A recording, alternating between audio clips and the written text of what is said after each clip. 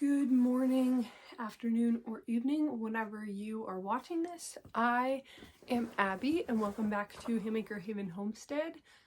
Right now it is the evening. Today is October 11th.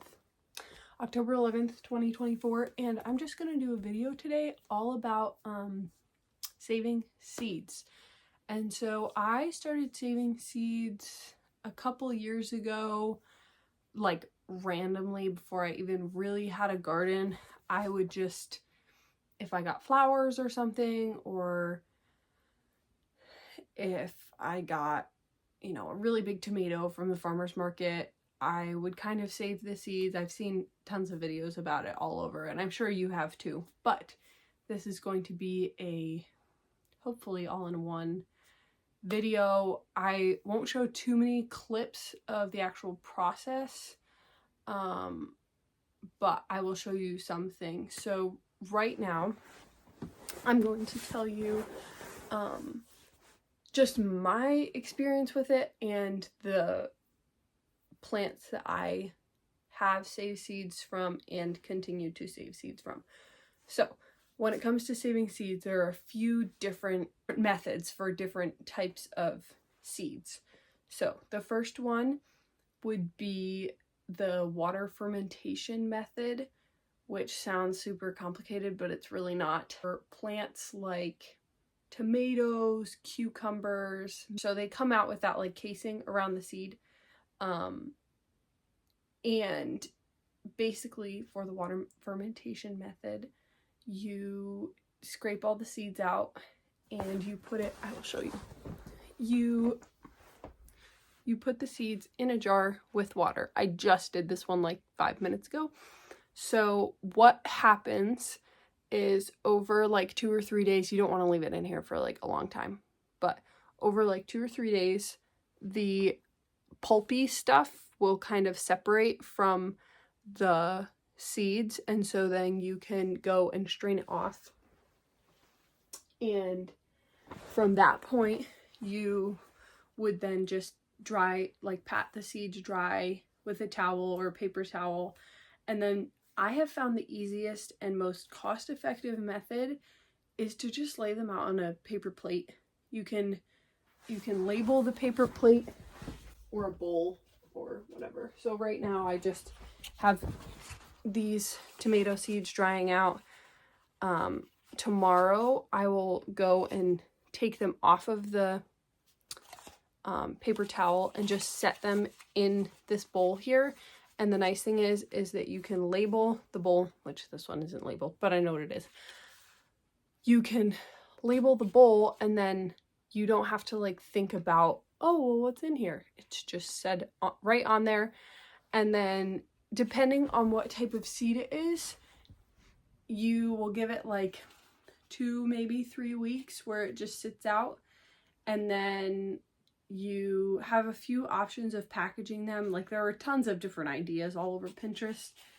For a while I would put them in envelopes, but I didn't really like that because sometimes envelopes don't have a great seal on them, and I would have seeds fall out if they were really small, and to find like small enough envelopes, it was just a mess. So I recently went out and bought these the snack bags, not the sandwich bags, because I think that those are also too big, but just like little. So I'll show you. This is like a normal sandwich size bag. They're smaller. And what I do is I just put the seeds in the bag once they are fully dry, write the name on it, and then in my bin of seeds, I actually have like gallon-sized bags for kind of categories. So I have one that's like melons, and so my watermelon seeds, my honeydew seeds, my cantaloupe seeds, like all of that stuff goes in there. And then I will have another bag for cucumbers, another bag for tomatoes, another bag for flowers, kind of all that stuff. So it works really well, especially whenever when you have a lot of seeds, it's much easier to find them. So that was the water fermentation method. The rest of them are even simpler than that. So it depends on what you have. So for example, right here I had yellow bell peppers. So literally all I did was I took the yellow bell pepper, cut it open, took the seeds out, set them on a paper plate, and they dried out. And now I can grow hundreds of bell peppers from these. So for each different plant, it's slightly different how you do it. Now for like watermelons or for other types of melons, really, all you have to do is rinse all that goopy stuff off and just lay them out and have them dry out. The same goes for like squash. So, you know, pumpkins, butternut squash, acorn squash, all of that. You just basically have to get the moisture out. And one little tip, if you don't know if all the moisture is out, one thing that you could do is once you think that it's done, if you just like store it somewhere upright but just open, it won't mold. You know, you don't want to store it open for a super long time, but if you just want to give it a little bit extra drying time, you can do that.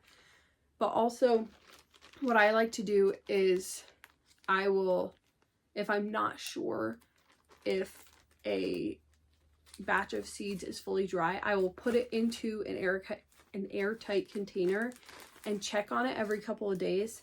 And if it seems like they are sticking together, that means there's moisture in there and they are not completely dry. So you'd want to either open the bag or take them out and dry them for a longer amount of time. So another thing is flowers. Now flowers are all different, obviously, because they are just all different. But marigolds, if you can get your hands on marigolds, they're not talked about enough. Marigolds are like the hero of flowers in the garden, of just anything in the garden. They're great at repelling animals. They're beautiful. They're very like prolific. I could plant one of these seeds and get like probably 25 to 50 seed heads off of it. So you can do this a number of ways. First, you can just let them get to the point where they dry out on the plant. So what will happen is the seed head will kind of, or the flower head will kind of dry out and it will like bend over and kind of die. And that's super easy because you just go out and you pick all of those and bring them inside. What I did last year was I waited till the end of the season and all of them were dead, and I just cut the whole plant off and brought it up and took them all off at once. You can also take them when they are still flowers. They just haven't fully matured yet, so your germination rate may not be as good. But I will show you really quickly. These ones, don't tell anybody, but these ones, we were at a restaurant in Virginia, and I saw that they had a marigold plant in colors that I didn't have. And the seed heads were like already dead. I didn't like take their normal flowers, but I grabbed a few of their seed heads that were dead. So you have you can't really see it because the sun is in a weird spot. But you have the flower head here, and to get the actual seeds out, now I just typically store them like this until it comes time for the spring, and then I will just like rub them in my hands like all over where I want them planted, and it works pretty well. But if you want to just have seeds, like if I were to sell marigold seeds, I would want to do this. So you pull off the petally part, and inside here is just all of the seeds. And so if you can see that. They're all gonna fall out and I don't want to drop them. But from one single seed head, we got all of those seeds. So again, very prolific. And then you can just store these like that. And you will also notice, I guess I didn't really realize this until I started like really gardening, was, and this seems like dumb, but was how different all different types of seeds are. Specifically like flower seeds. Like in my head I was like, oh yeah, all the seeds are the same. But they are so different. All of them are. So I will show you a few more seeds here. So next we have zinnias. I went through and picked a bunch of my zinnias the other day. I should probably not be doing this just on the ground, but that's fine. So zinnia flowers are kind of interesting in that it's not in the center that you will find the seeds. So for zinnias, if I can pull it out. And another thing is when the flower is completely dry, the seeds will be much easier to get. So just keep that in mind. Sorry about that. I got interrupted, but that is okay. I was talking about zinnias. So zinnias are unique because the seeds are actually on the end of the petals as opposed to in the middle. And so right there, those are the seeds. So a lot of people will just pull the petals out and then they'll just sprinkle the petals everywhere because it kind of works the same. And next I will show you, green beans are another one that are super simple. You can either pull them off when they get like really thick and kind of dry them out inside, or what I try to do is I just leave them out there on the vine and they will eventually dry out all by themselves. But again, they are super simple. The last 3 types of seeds that I will show you right now that I am saving this year is mint. This goes for most herbs. When I say this, most herbs, if you let them go long enough, they will flower and produce, flowers on the top with seed pods. So for this strawberry mint, they kind of just look like these little pods at the top. So what I just did is I went through and I cut these today. I will let them dry out and then I will kind of sprinkle them in my fingers, and then the actual seeds fall out, and then I can get rid of the rest of the plant parts and save these seeds. And that goes for basil, I think oregano, parsley. Cilantro is a little funny because it produces coriander, which is a spice. And they're like really big, not super huge like this, but they're like big balls, whereas the rest of these are like tiny little specks. But I will show you here. These are Chinese asters that I got from my cousin's wedding, and I didn't realize this before I did it, but whenever you go to dry the flower out, they puff out almost like a dandelion, which is interesting. And so here, if you see this little piece on the end here, that is the actual seed. So I didn't do too much research on the asters before I took them from my cousin's wedding. They were getting rid of them. So I'm just going to kind of let them dry out as much as possible and then go from there. And then the last one that I will show you for today is these Cosmos seeds. These were just like Cosmos seed heads. The petals usually kind of die back on their own. And then I'll find one that's almost ready. They have like these spiky things in the middle, and all of those are the seeds. And so what I will do, I did it earlier to these ones, to some of them on the plate, but what you will do is you'll just kind of move it around and pull these out, and these are the seeds. So I have some of them here. But again, seed saving is super simple.